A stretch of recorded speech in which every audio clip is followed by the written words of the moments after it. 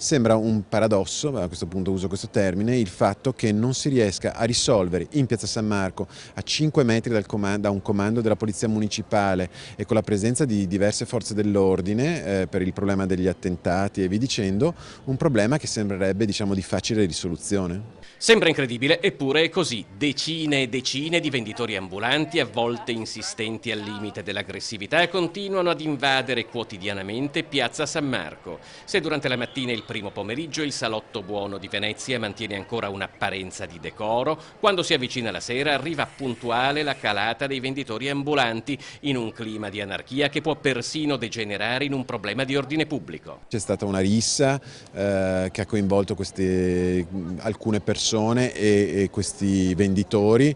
Ci sono spesso delle risse tra di loro per, chiamiamola, la spartizione del territorio o del mercato e poi sicuramente questa molestia continua. Espertissimi non solo del territorio dal punto di vista logistico, ma anche dei turni delle forze dell'ordine. Durante la giornata i venditori, in prevalenza del Bangladesh, raccontano all'associazione Piazza San Marco, aspettano pazientemente in altre zone della città. Eccoli al lavoro sul ponte dell'Accademia, in attesa del turno serale in piazza, quando i controlli delle forze dell'ordine saranno allentati.